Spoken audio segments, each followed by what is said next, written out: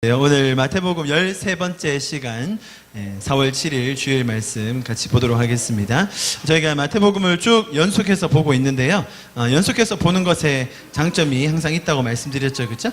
이 문장, 이 표현이, 이 말씀이 어떤 맥락에서 나왔는가, 이제 그것을 우리가 알아야 사실 정확한 이해를 할 수 있다고 생각합니다. 그래서 제가 항상 말씀 전에 간단하게 복습을 하곤 하는데요. 지난주에 저희가 마태복음 7장 1절부터 12절까지의 말씀을 전체적으로 봤습니다. 자, 눈으로 한번 화면을 봐주십시오. 먼저 1절부터 6절. 저희가 너무 잘 아는 말씀입니다. 이 말씀은 비판하지 말라는 말이 아니었습니다. 비판하지 않으면 안 됩니다, 여러분. 하나님의 마음으로, 예수님의 태도로 비판을 잘 해야 됩니다. 우리가 죄인일 때 보십시오. 죄적인 기준으로 서로를 비판하고 바라보게 되면 서로를 죽이고 상하게 만들 뿐이죠. 우리가 들보를 가지고 있는데 그 죄인이었던 우리가 어떤 상태였는지를 예수님께서는 아주 명백하게 이 말씀을 통해서 설명해 주고 계신 거예요. 그런데 구원받은 성도로 예수님께서 우리에게 하셨듯이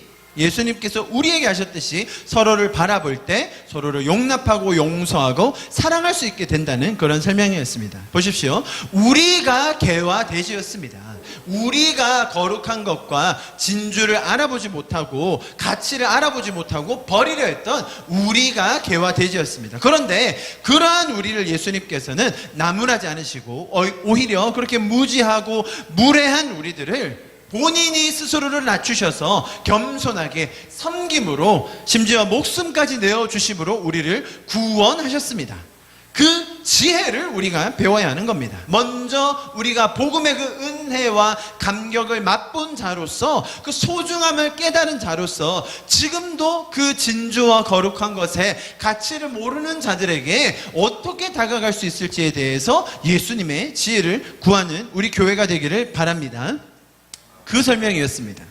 그리고 7절부터 12절 너무나 잘 아는 우리 말씀이죠. 구하라, 찾으라, 두드리라. 영어로 ask, seek, and knock. 앞 글자만 따면 ask. 그래서 기도 모임이 다 ask였죠. 여러분, 이 말씀은 절대로 기도하라는 말이 아니었습니다.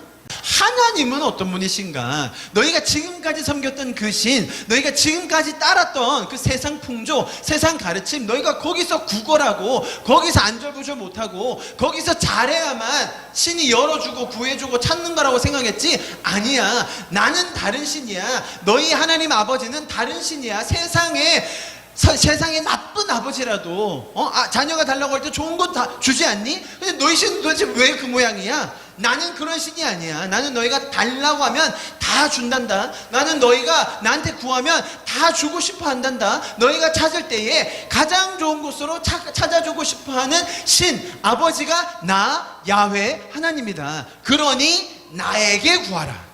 나에게 와서 찾으라. 나에게 와서 두드리라. 그러면 다 열릴 거고 다 찾아질 거고 다 구해질 거다. 나는 너에게 가장 좋은 것을 주기 원한다. 여러분, 이게 기도에 대한 얘기입니까? 아니죠. 하나님에 대한 설명이에요.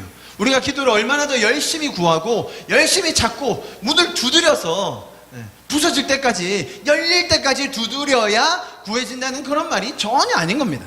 지금 성경의 맥락 자체가 그런 맥락이 아니에요. 하나님을 계속 소개해주고 계신 거죠. 마지막 구절도 마찬가지입니다. 그러므로 그죠? 이 말씀 하나님을 소개를 다 해주시고, 그러므로 너희는 가서 딴 사람들한테 너희 해코지라며, 너희도 해코지 당하니까 가서 일 잘해.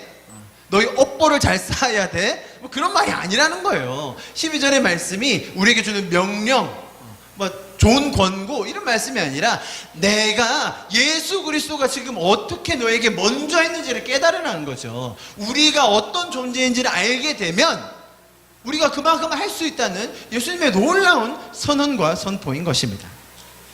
자, 제가 지난주 1절부터 12절 아주 길게 풀어서 지난주에 설명을 드렸었습니다. 여러분, 이런 얘기를 들으면 이것이 복된 소식이구나.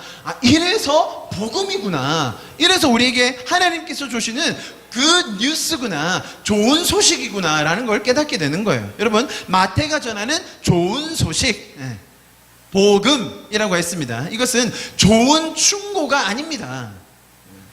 우리에게 주시는 빡센 명령이 아닙니다. 그럴듯한 제안도 아닙니다. 이것은 좋은 소식이에요. 좋은 소식. 그 당시의 사람들에게는 앞으로 일어날 좋은 소식, 지금 우리에게는 이미 이루어주신 좋은 소식, 일어난 일에 대한 그런 소식을 전해주는 것이 마태복음입니다. 좋은 충고, 좋은 명령, 그럴듯한 제안을 하시는 것이 아니에요. 그래서 우리는 이 좋은 소식을 배우고 알아야 합니다. 그럴 때에 우리의 삶이 변하는 거예요. 여러분, 이것이 복된 소식이라고 불리는 이유는 하나님께서 일하신 것에 대한 기록이기 때문이에요. 예수님께서 우리를 위하여 하신 수고, 정말 수많은 일과 그분의 삶에 대한 가르침이기 때문에 우리는 이것을 복음이라고 부릅니다. 신이 인간을 위해서 일한다라는 개념은 세상 어디에도 없습니다.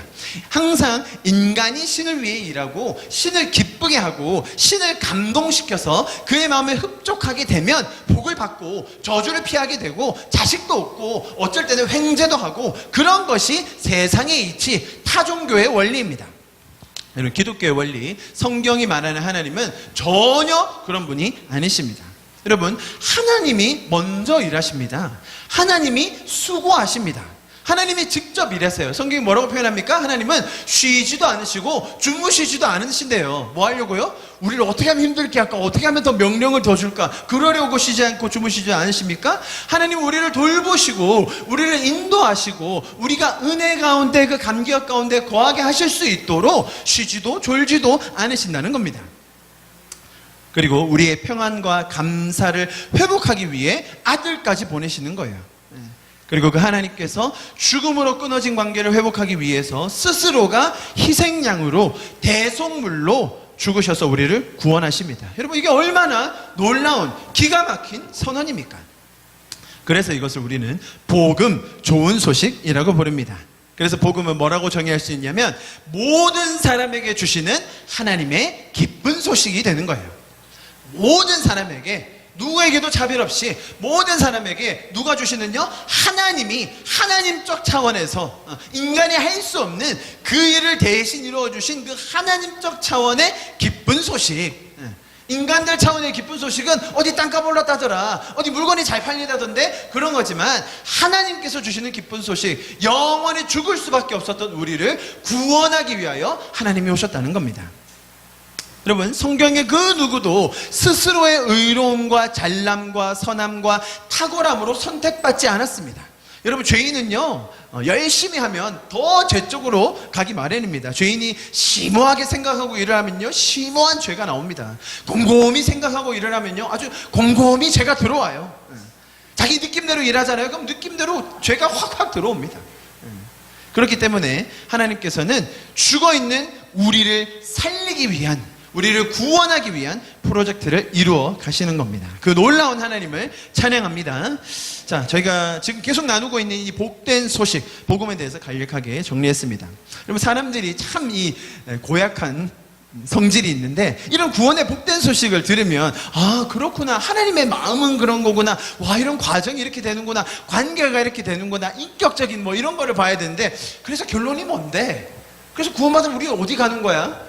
그래서 나는 거기 가서 상 받으려면 난 뭐 해야 돼? 항상 이런 식으로 우리는 결론을 짓고 싶어 해요. 성과를 만들고 싶어 해요. 결과를 듣고 싶어 해요. 마지막에는 어떤 모습인지 알고 싶어 한다는 거죠. 그게 죄인의 아주 못된 습성입니다. 저와 여러분의 못된 습성이에요.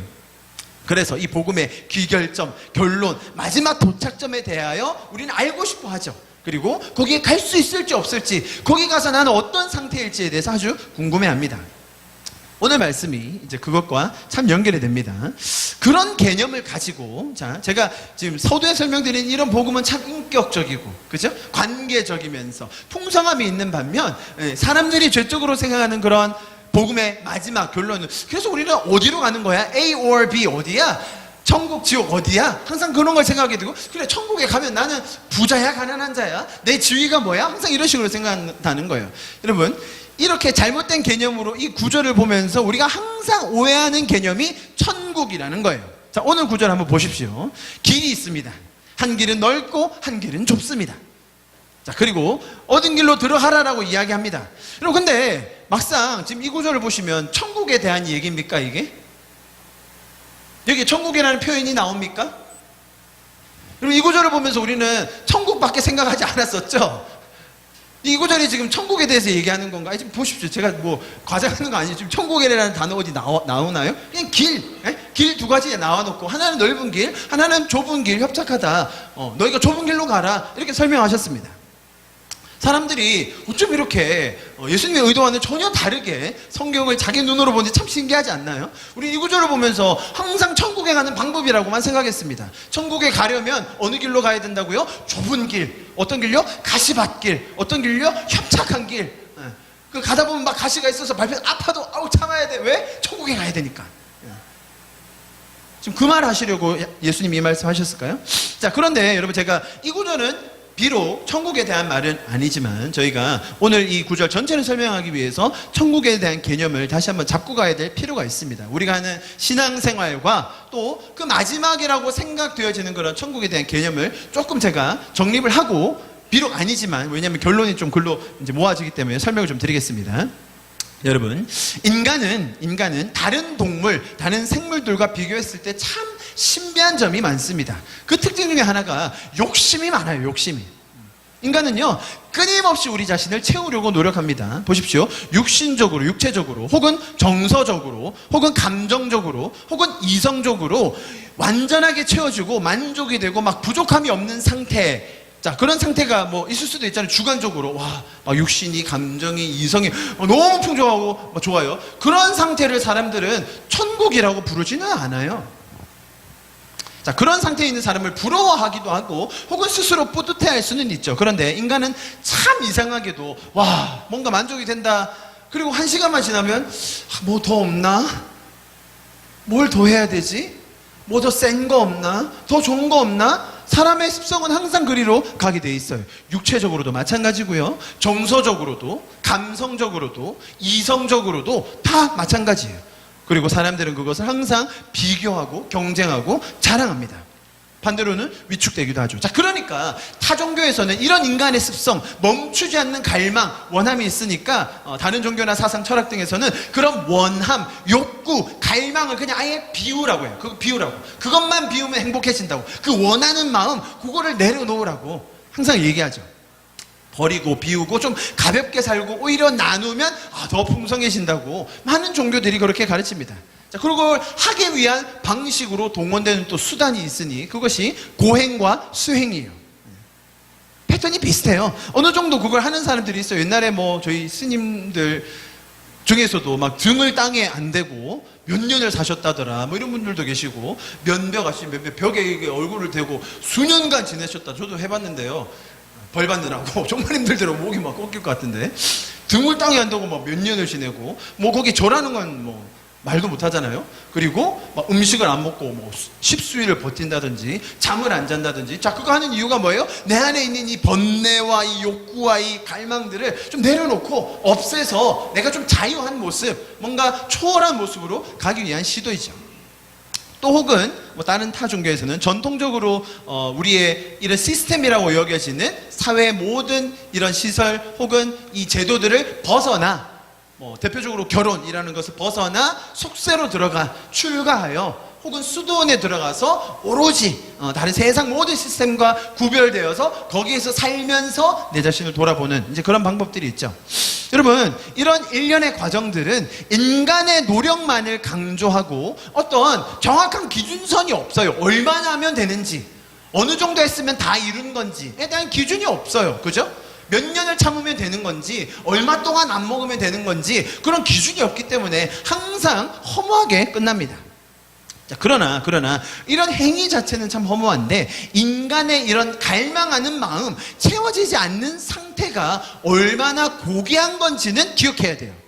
왜냐하면 이것은 다분히 하나님께서 인간을 만드신 속성에 기인한 것이기 때문이에요. 여러분, 동물은요 전혀 이런 필요가 없습니다. 동물은 삶의 의미와 목적과 방향을 위해서 고행하고 수행하며 득도했다는 이야기가 없어요.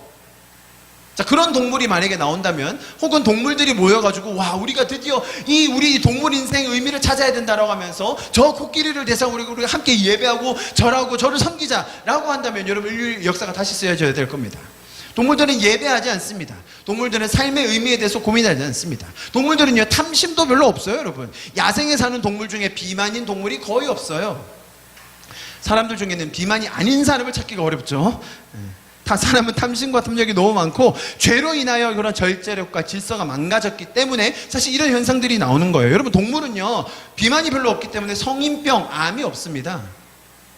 암 걸려 죽은 동물 얘기 들어보셨어요? 암 수술하고 암이 전이됐다 뭐 이런, 코끼리가 암이 생겨가지고 성인병 때문에 죽었다 이런 얘기 들어보셨어요? 동물들은요 엄청 많이 먹거든요. 근데 배고플 때까지 기다려요.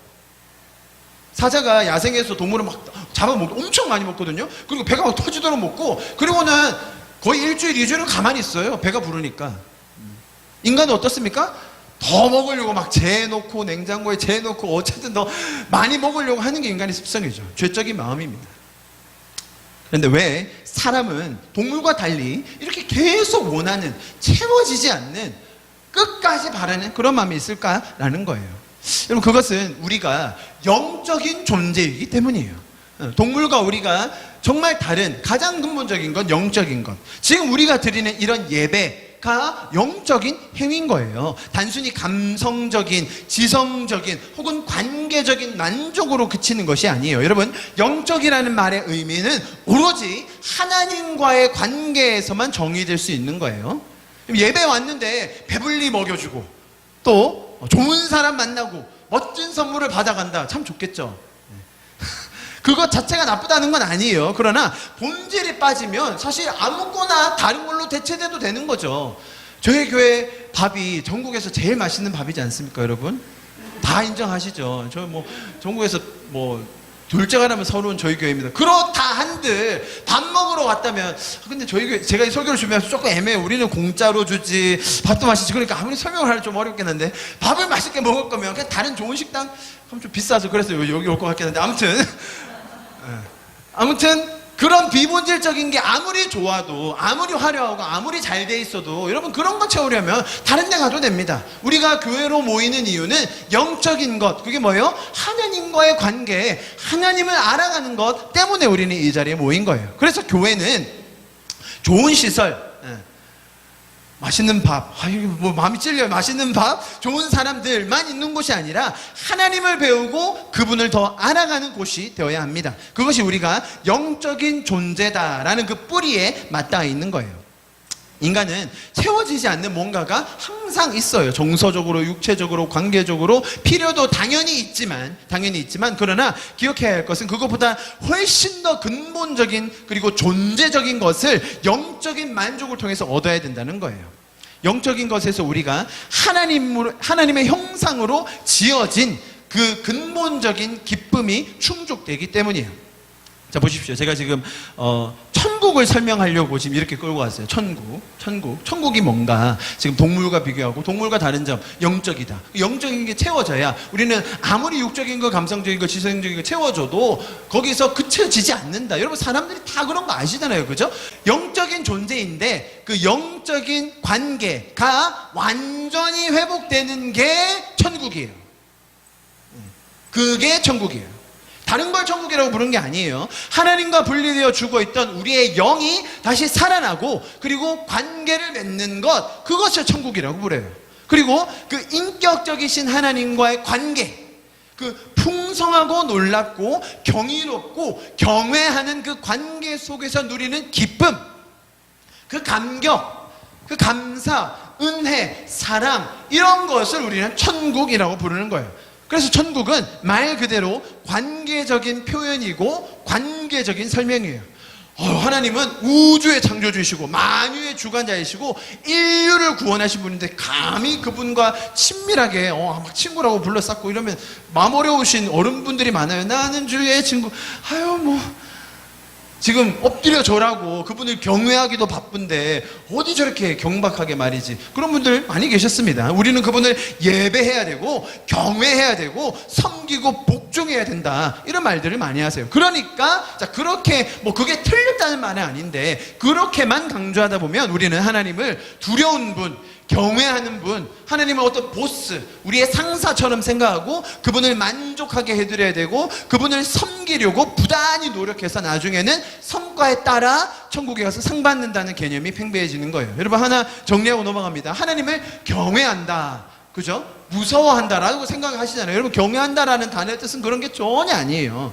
경외한다라는 단어의 뜻은 기쁨과 놀람, 감격을 유지하는 상태를 말해요. 영어로 뭐라고 되어 있냐면 이제 경외하다는 말의 뜻이 it means sustaining a joyful, astonished awe and wonder before him. 이 말이에요. 그러니까 하나님 앞에서 그러니까 우리로 말하면 두려워, 무서워가 아니라 막 놀람, 경외감, 와 하나님 저런 분이셔? 와 하나님 저렇게 놀라운 분이셔? 그 상태가 유지되고 있는 것, 그걸 하나님을 경외한다라는 말의 뜻이라는 거예요. 여러분 하나님과 이 기쁨의 관계, 온전한 관계, 그 친밀한 인격적인 교제를 나눌 수 있는 그 상태가 천국이라는 말입니다. 왜냐하면 그것이 에덴의 상태였기 때문입니다. 처음에 하나님이 만드셨던 그 모습, 하나님이 보셨을 때 너무 좋다, 너무 좋다, 그죠? 영겁고 좋다라는 말을 하셨었던 그 상태, 에덴의 그 상태가 바로 지금 제가 설명드린 이 모습이라는 거예요. 하나님과 막힘없이 소통하고 그분과 함께 거닐며 죄가 없었던 모습. 예수님은 그 모습을 회복하시기 위해서, 천국을 회복하시기 위해서 이 땅에 우리를 구원하러 오신 거예요. 사람들이 생각하는 어떤 천국, 뭔가 길을 통과해야 되고 길로 가면 어떤 곳이 있고 거기 가야 뭔가 천당, 그죠? 장소라는 개념이 우리에게 생기게 됩니다. 제가 천당에 대한 개념을 몇 번 말씀드린 적이 있습니다. 천국이라는 것이, 천당이라는 것이 우리가 옛날에 어른들 세대 부흥사분들이 많이 다니셨던, 가르쳤던 모습들이 저 어딘가, 저 안드로메다 지나 저 우주 어딘가에 있는, 저는 정말로 그런 표현을 많이 들었어요. 부흥사분들이 오시면 우주가 얼마나 넓은지 아냐고, 저 태양계를 지나 안드로메다를 지나 저기 가면 아주 넓은 곳이 있는데 거기 천국에 가면 얼마나 땅이 넓고, 그래서 여기서 땅 없으신 분들 걱정 안 하셔도 되고, 이런 말씀을 많이 하셨는데 엄청나게 넓은 곳을 줄 거라고. 그러면서 이제 천국의 모습을 묘사하면 그런 넓은 곳에서 천사들이, 그 훌륭한 또 악기를 잘 연주하는 그 천사들이 하프를 또 우리를 위해서 쳐줘요. 그럼 우리는 이제 구름 위에 편안하게 누워가지고 금잔을 들고 또 이렇게 술을 따르면 너무 경박하니까 과일 주스를 따라주면 이제 한 잔 마시고 있다가 이제 떨어지면 어떻게, 천사 리필 좀 해줘. 그러면 이제 언제든지 리필해주고 우리는 이제 편안하게 지낼 수 있는 그곳. 여러분 우리가 의외로 피상적으로 생각하고 있는 이런 천국의 모습이 얼마나 우스꽝스러운지 몰라요. 제가 그래서 이제 일반적으로 사람들이 생각하는 이런 천국에 대한 이런 이미지를 좀 보여드리고 싶어서 하나 찾다가 아주 대박인 걸 또 하나 찾았죠, 여러분. 아주 정말 재밌어요, 여러분. 이제 그 교회에서 말하는 천국이 뭔가. 근데 여러분 제가 뭐 이단이라고 지금 제가 약간 부연 설명을 드렸지만 사실 일반적으로 사람들이 생각하는 천국도 이런 모습 아닌가요? 한번 보시죠. 동영상입니다.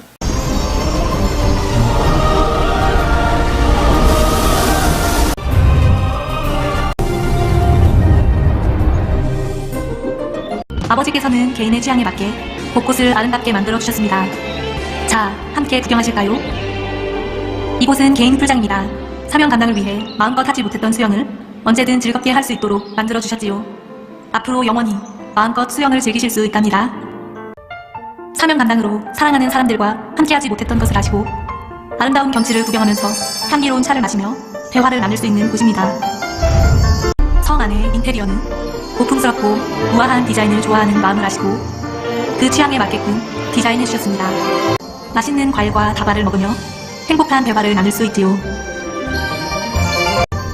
이곳에서도 피아노와 각종 악기로 연주를 할 수 있도록 마련해 주셨습니다.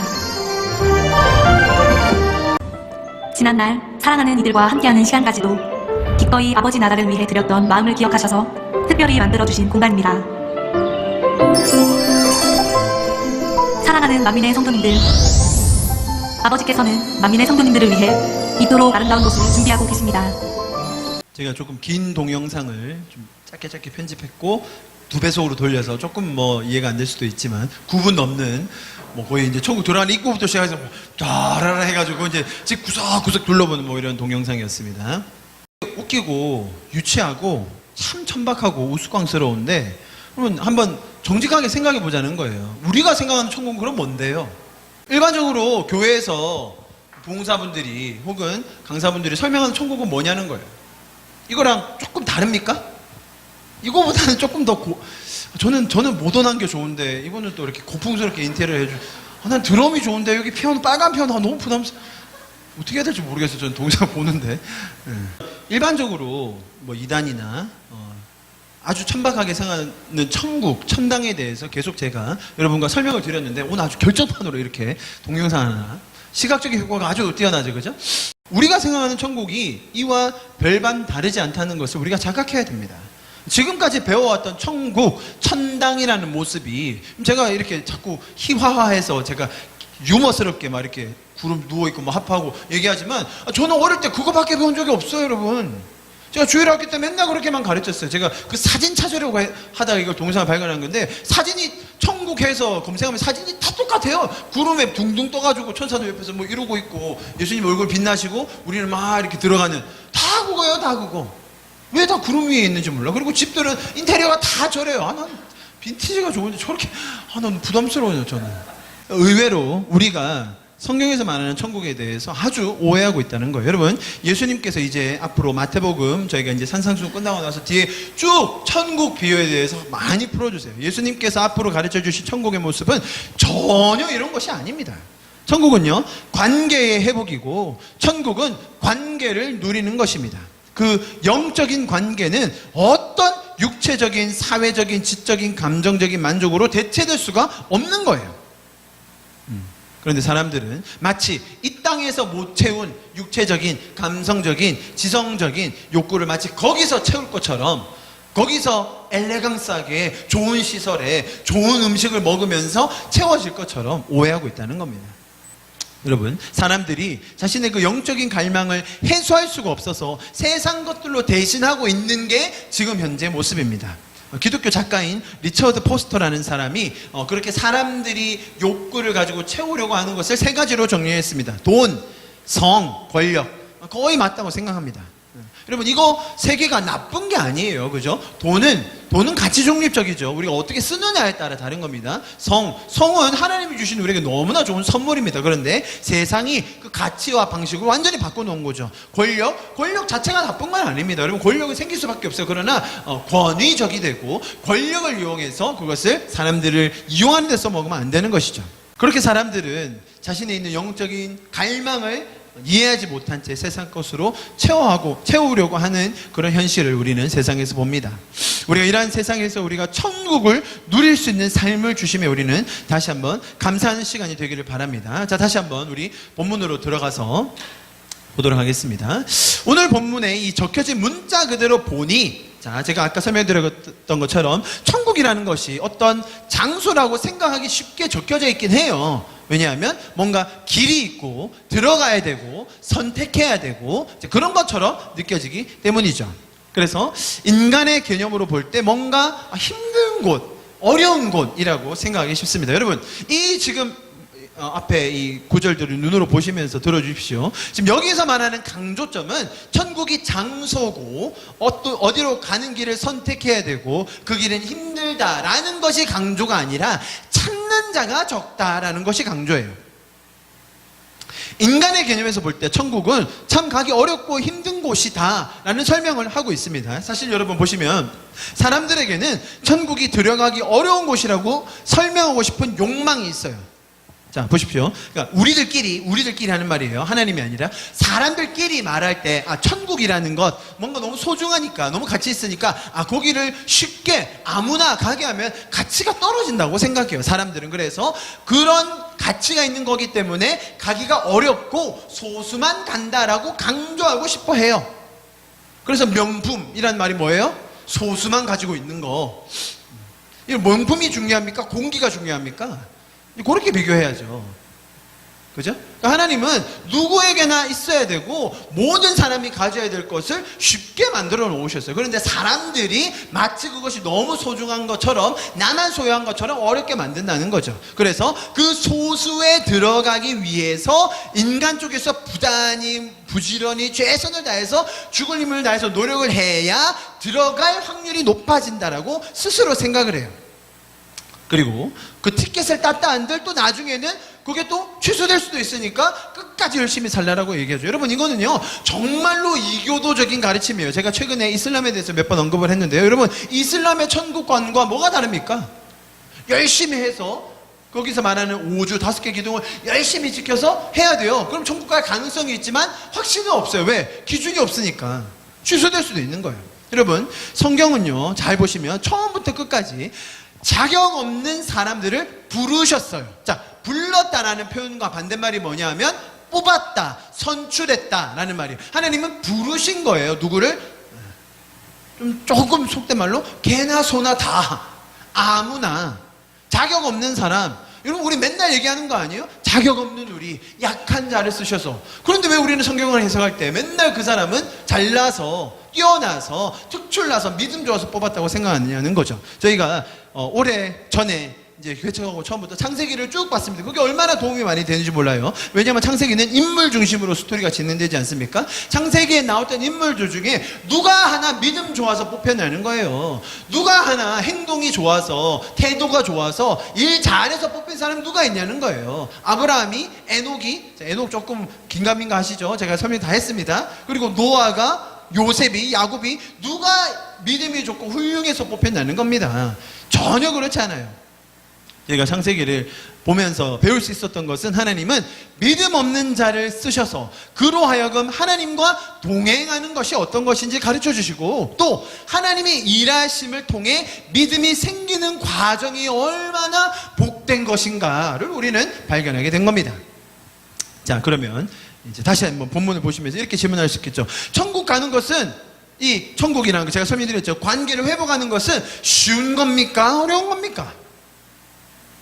자, 제가 지금까지 계속 설명드린 이런 과거의 개념으로 생각하면 천국은 그야말로 가기 어렵고 소수의 사람만이 갈 수 있고 구원받고 거듭나고 상급까지 받으려면 그야말로 그 길은 험난하고 가시밭길이라고 생각할 수밖에 없습니다. 여러분, 그렇다면 이런 구조를 어떻게 해석해야 됩니까?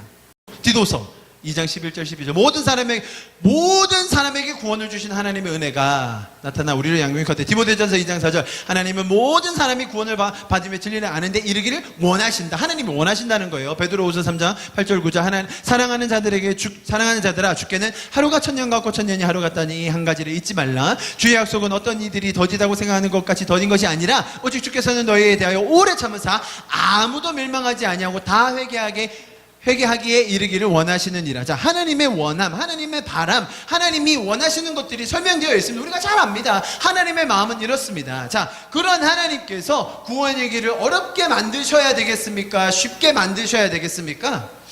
하나님 입장에서는 사실은 구원이라는 것이 쉬운 겁니다. 그런데 사람 입장에서 볼 때는 어렵게 보이는 거예요. 그러니까 찾는 사람이 없는 거죠.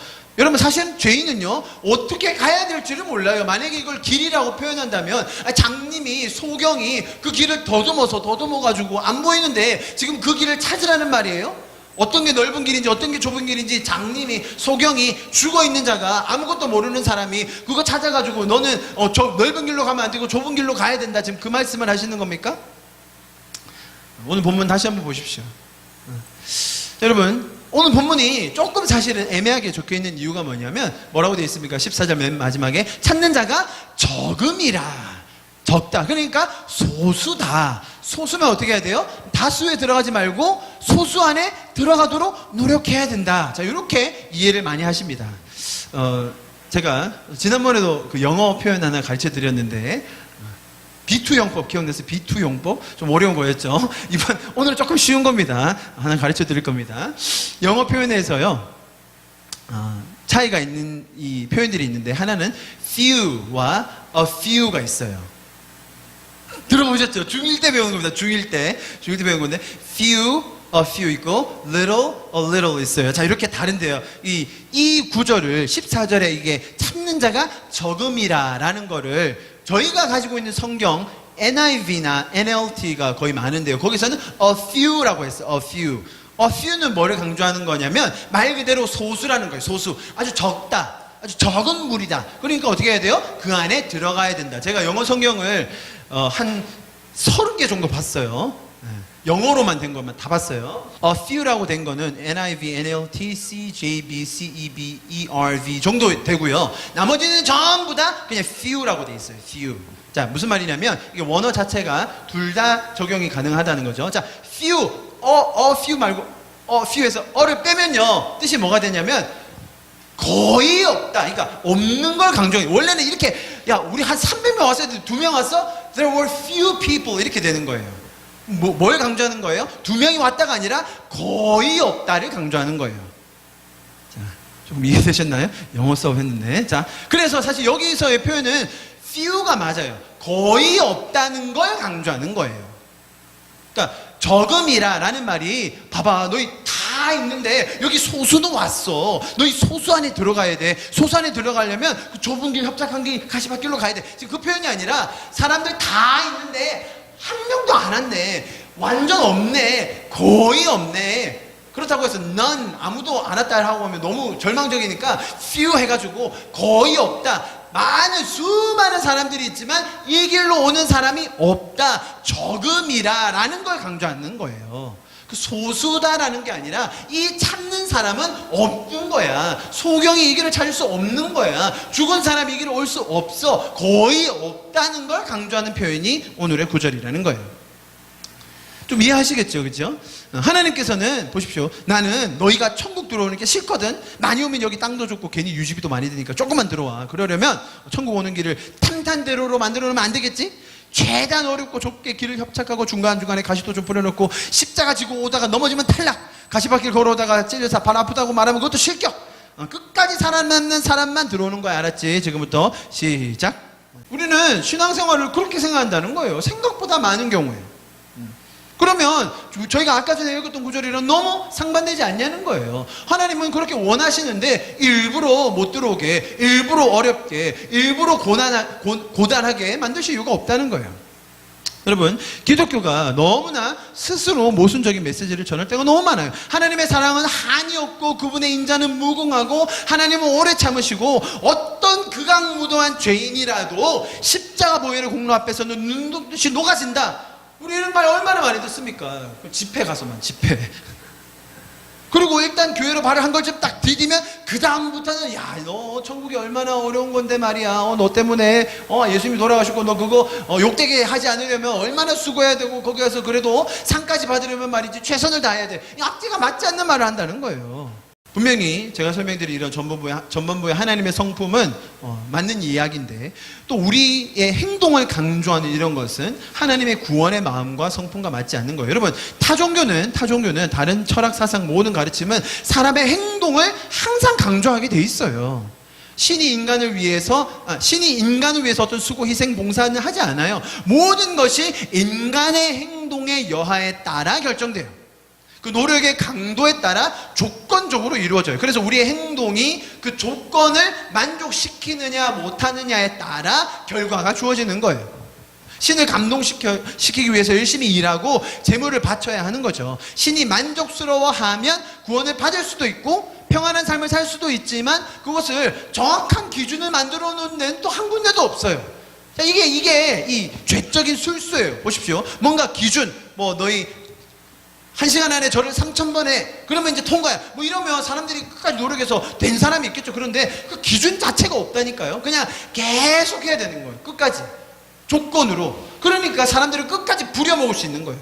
교회에서 그 짓을 한다니까요. 교회에서. 기준을 애매하게 만들어 놓고 사람들 끝까지 희생 봉사시키려고 다 뽑아먹으려고. 너무 표현 심한 거예요? 그렇게 한다는 거예요.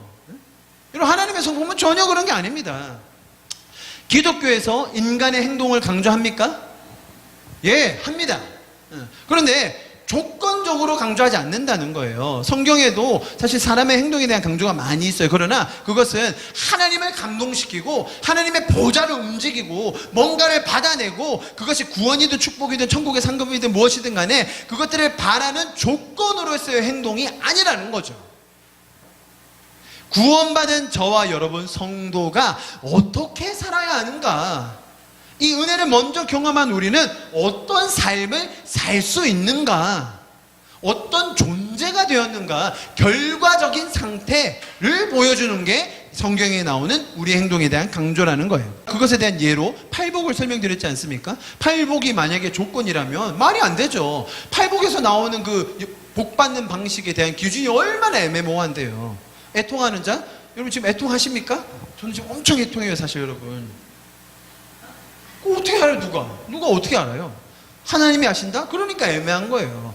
그것은 복 받는 조건이 아니라 복 받은 자가 어떻게 살 수 있는가, 하나님을 아는 자들이 어떻게 살아가게 될 것인가에 대한 놀라운 약속인 것이죠. 기독교가 세상의 모든 가르침과 극명하게 다른 부분 참 많은데요, 오늘 설명드린 이런 것이 정말 중요합니다. 얼마나 아름다운 하나님의 성품입니까? 하나님이 이렇게 말씀하시는 거예요. 나를 만족시킬 필요 없다. 나의 영광은 이미 충분하다. 너희가 더 노력하고 열심히 해서 내 영광이 더 보태지는 게 아니다. 오히려 하나님이 말씀하시기를 내 영광을 너희에게 준다. 나와 온전히 회복된 그 관계 속에서 그 영광을 너희가 누려라. 그리고 그것을 모르는 사람들에게 너희가 나누어 주어라. 그것이 개인적인 차원에서 회복되는 것이 개인의 삶에서의 천국이고, 그것이 나라적으로 회복되는 것이 하나님 나라의 도래가 되는 거예요. 그것을 여러 가지 차원에서 종합적으로 부르게 되는 것, 그것이 천국, 하나님 나라라는 것입니다. 여러분, 다시 한번 묻겠습니다. 제가 오늘 본문을 띄워놓고 계속 설명드리고 있습니다. 천국으로 들어가는 문은 좁습니까? 넓습니까? 인간의 죄적인 개념으로 보면 항상 좁은 문처럼 보인다는 거예요. 그러니까 찾는 자가 없죠. 아무도 안 가요. 우리의 기본적인 지식, 기본적인 상식을 역행하는 것처럼 보이거든요. 왜? 하나님께서 하셨다니까. 아니 내가 열심히 해야 되는 거 아니야? 내가 노력해야 되는 거 아니야? 그 정도 얻어내려면 내가 한번 부단히 해야 되는 거 아니야? 사람들의 개념과는 너무 반대라는 거예요. 넓은 길은 쉬워 보이죠. 다들 그렇게 삽니다. 오히려 그렇게 안 살면 안 될 것 같습니다. 다들 그렇게만 사니까요. 자, 그런데 예수님께서는 하나님적 관점, 하나님적 삶의 원리, 하나님이 원래 계획하여 놓으신 그 가장 근본적인 관계에 대해서 우리에게 복된 소식을 전해주고 계신 거예요. 여러분, 죄인들은 아무도 천국을 찾지 않습니다. 찾는다 하더라도 지금 우리가 보듯이 죄인들은 천국에 대해서 완전히 왜곡된 개념을 가지고 있어요. 죄인들은 그 천국으로 가는 길도 모르고 어떻게 가야 할지도 모르고 무엇이 천국인지도 전혀 알지 못합니다. 그래서 예수님이 오신 거예요. 그들이 오해하고 있는, 잘못 생각하고 있는, 전혀 옳지 않는 방식으로 시도하고 있는 그 모든 것을 이제 멈추고 십자가의 대속을 이루어 주심으로 우리에게 구원, 하나님과의 관계의 회복, 그 천국을 우리에게 주시기 위해서 오셨다라는 것이 복음이라는 겁니다. 여러분, 천국으로 가는 길이 협착하고 좁아 보입니다. 맞습니다. 그래서 예수님께서 우리를 천국으로 인도해 주기 위해서 오신 거예요. 지금 오늘 성경 본문의 강조는 천국으로 가는 길은 원래 험하고 좁고 아무나 올 수 없다. 그러니까 너희가 더 노력하고 수고하고 끝까지 포기하지 말고 견디며 천국까지 가는 티켓을 안전하게 보호될 때까지 최선의 노력을 다해라가 아니라, 인간의 죄적인 관점으로 보니까 찾는 자가 적은 거야 라는 말이에요. 다시 말하면 오늘 표현에서 제가 설명드렸듯이 아무도 안 찾는다는 말이죠. 찾아도 너희가 생각하는 것이 잘못된 천국이다. 그래서 예수님께서 오셔서 천국을 가르쳐 주시고 하나님을 가르쳐 주시고 우리에게 구원받는 삶이 무엇인지를 가르쳐 주실 것입니다. 성경 한 구절을 좀 같이 한번 읽어볼까요? 요한복음 말씀인데요. 우리 같이 소리내서 좀 읽어보겠습니다. 요한복음 10장 7절부터 11절 시작. 그러므로 예수께서 다시 이르시되 내가 진실로 진실로 너에게 말하노니 나는 양의 문이라. 나보다 먼저 온 자는 다 절도요 강도니 양들이 듣지 아니하였느니라. 내가 문이니 누구든지 나로 말미암아 들어가며 구원을 받고 또는 들어가며 나오며 꼴을 얻으리라. 도둑이 오는 것은 도둑질하고 죽이고 멸망시키려는 것뿐이요 내가 온 것은 양으로 생명을 얻게 하고 더 풍성히 얻게 하려는 것이라. 나는 선한 목자라. 선한 목자는 양들을 위하여 목숨을 버리거니와. 아멘. 예수님께서 우리의 선한 양의 문이 되어 주셨습니다. 할렐루야.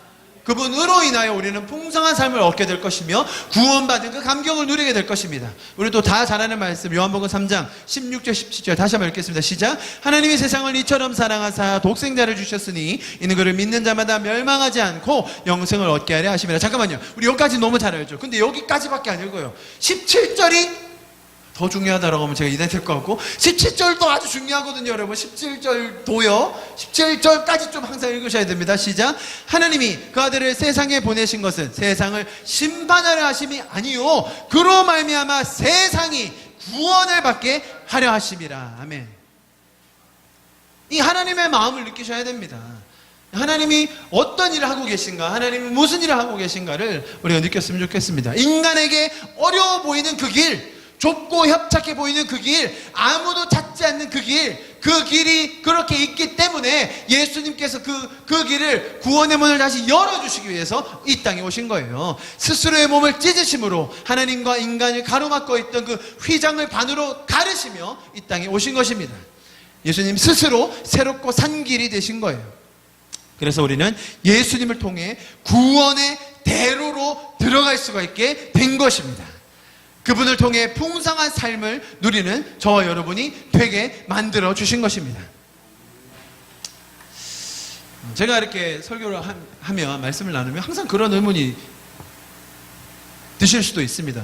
왜 우리는 성경을 이렇게 오해하게 읽게 되었을까라는 거죠. 좀 쉽게 써놔가지고 그냥 딱 보면 이해되고 그냥 쉽게 믿어지고 일사천리로 진행되고 만사형통하게 그냥 신앙생활하면 좋을 텐데, 아니 왜 이렇게 꼬우시고 비유로 못 알아듣게 하시고 막 여기 가면 저 얘기 듣게 하고 막 저기 가니까 또 다르게 얘기하고, 이건 뭐 하나님이 글을 어렵게 적어놔서 이렇게 우리가 다 헷갈리고 오해하는 거 아닙니까? 하나님 탓 아닌가요? 이렇게 생각이 많이 드시죠? 그러면 성경을 읽으면요 오해가 생기는 경우가 참 많아요. 그건 사실이에요. 근데 그 이유가 하나님이 어렵게 적어 놓으신 것이 아니에요. 사실은 오늘 본문도 사실 어려운 구절은 아니거든요. 그 천국에 들어가는 길이 어렵다고 여러분이 읽으셨죠, 그죠? 제가 그 오해를 풀어드린 거고요. 자, 무슨 말이냐면 하나님께서 그걸 어렵게 적으신 건 아닌데 예수님께서 일부러 가르침을 어렵게 하신 것이 아니에요. 오히려 사람들의 이런 죄적인 인식과 이해가 오랜 시간 동안 축적이 되고 사고관으로 자리 잡고 있기 때문에 하나님께서 말씀하신 것에 대해서 완전히 다른 방향으로 오해할 때가 참 많다는 거예요. 이제 그런 것들을 풀어가면서 배우고 또 누리면서 살 수 있는 이런 감격적인 신앙생활로 우리를 초청해 주신 주님을 찬양합니다. 아멘. 우리 말씀을 좀 마무리하겠습니다. 그렇다면 우리가 이런 천국, 하나님의 마음, 이런 것들을 우리가 배웠습니다. 그것을 우리가 우리 삶 가운데 어떻게 적용하면 좋을까요? 세상에서는 당연히 준비된 사람, 좋은 사람을 쓸 것입니다. 맞습니다. 그게 세상의 원리입니다. 그러나 우리가 교회에서는 달라야 될 줄 믿습니다. 교회에서는 준비되지 않은 혹은 부족한 연약한 사람들을 위해 모든 시스템, 우리의 구조, 우리의 행정이 운영되어야 될 것입니다. 우리가 세상에서 말하는 그런 원리 분명히 따라야 되고 거기에 속해서 살아야 되는 부분이 있지만 하나님께서 우리를 구원해 주신 그 감격으로 인하여 우리가 섬기고 사랑하며 용서할 수 있는 존재가 되었다는 것을 우리가 기억하였으면 좋겠습니다. 세상의 이 수많은 폭풍과 파도 속에서 그것을 거스르며 이겨낼 수 있는 하나님의 은혜가 넘치는 한 주가 되기를 축복합니다. 내 안에서 그 은혜가 넘쳐서 그 살아계신 하나님과의 관계를 통해서 우리 안에 날마다 그 풍성함이 채워지기를 간절히 바랍니다. 우리가 죄인 되었을 때에 우리를 먼저 구해주신, 우리를 구원하여 주신 그 하나님의 놀라운 은혜로 말미암아 그 하나님의 사랑이 우리 주변으로 날마다 흘러갈 수 있기를 간절히 축복합니다. 우리 시간 좀 같이 기도하고 예배를 마칠 텐데요. 기도합시다. 하나님께서 이 땅에 예수 그리스도로 오셔서 하신 일은 우리에게 더 어려운 일을 주시고 더 많은 부담을 주시려 함이 아니었습니다.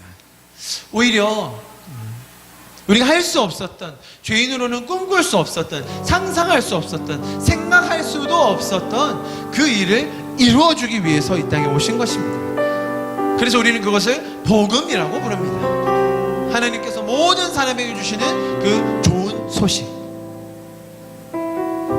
하나님께서 우리의 삶에 이루신 것을 더욱더 알아갈수록 우리의 삶은 변화되는 것입니다. 하나님이 우리의 삶 가운데 가지신 그 마음과 그 계획과 그 뜻을 더 알아갈수록 우리의 삶은 하나님의 모습, 하나님께서 원래 계획하셨던 모습으로 변화되어 가는 것입니다. 주님, 우리가 하나님의 그 마음을 더 알게 하여 주시옵소서. 하나님의 그 뜻을 더 알게 하여 주시옵소서. 말씀을 통하여 우리 가운데 날마다 계시하여 주시는 그 하나님의 풍성함, 그 인격적인 하나님과의 관계 속에서 우리가 주님을 더 알게 하여 주시옵소서. 우리가 세상에서 다른 것들로 채우려고 하고 하나님께서 우리를 하나님의 형상대로 영적인 존재를 주셔서 우리 안에 그 끊이지 않는 갈망이 있는데 그 갈망을 우리가 세상적으로 채우려 하고 허무한 것들로, 일시적인 것들로, 죄적인 것들로 채우려 할 때마다 주님, 우리를 불쌍히 여겨주시옵소서. 우리를 도와주시옵소서. 성령님, 우리와 함께하여 주시옵소서. 하나님의 그 놀라운 사랑으로 우리를 채워주시고 하나님의 그 놀라운 하늘의 은혜로 우리를 날마다 새롭게 하여 주시옵소서. 우리 그렇게 우리의 마음과 우리의 가정과 우리의 삶과 직장과 학교를 주님 앞에 올려드리며 이 시간 마지막으로 기도하고 예배를 마치도록 하겠습니다. 기도하시겠습니다. 주님, 감사합니다. 오늘도 주님의 마음을 다시 한번 배웁니다.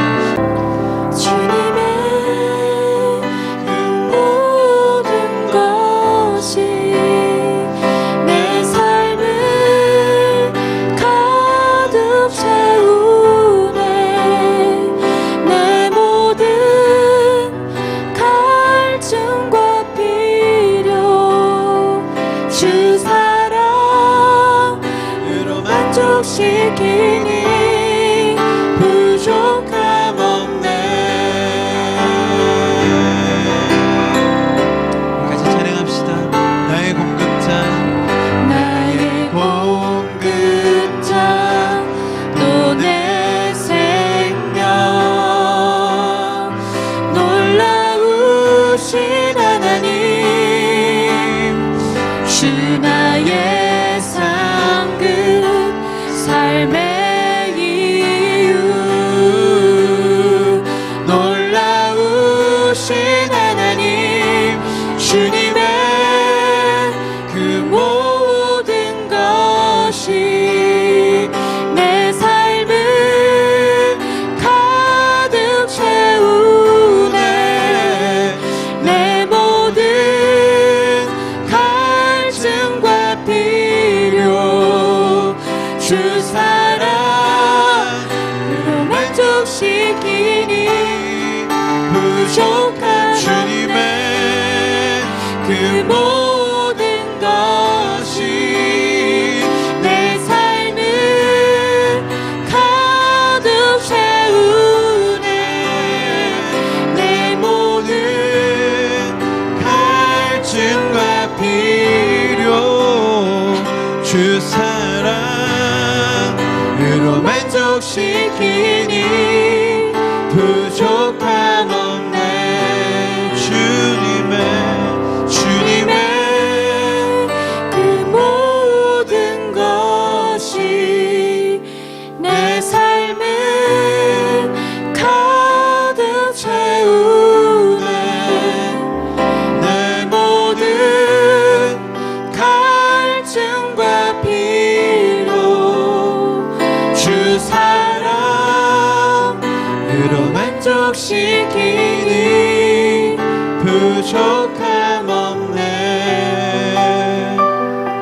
주님 감사합니다. 주님의 그 풍성한 사랑과 주님의 그 놀라우신 은혜로 우리를 채워주시니 감사합니다. 주님, 날마다 우리의 삶 가운데 세상에서 말하는 그런 필요와 갈망과 그런 원함으로 궁핍한 삶이 아니라 주님 예수 그리스도의 그 놀라운 사랑으로 부족함 없는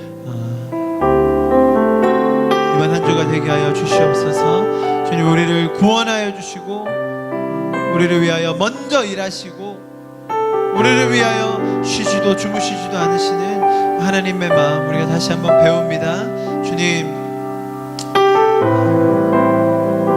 우리에게 생명을 주시고 또 풍성한 삶을 위하여 먼저 그 생명의 문이 되어주신 주님 감사합니다.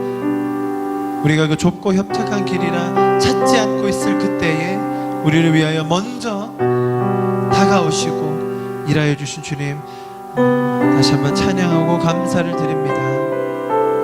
주님과의 그 인격적인 관계 속에서 날마다 더 풍성한 삶을 누리게 하여 주시옵소서. 감사를 드립니다. 예수 그리스도 이름으로 함께 기도하였습니다. 아멘.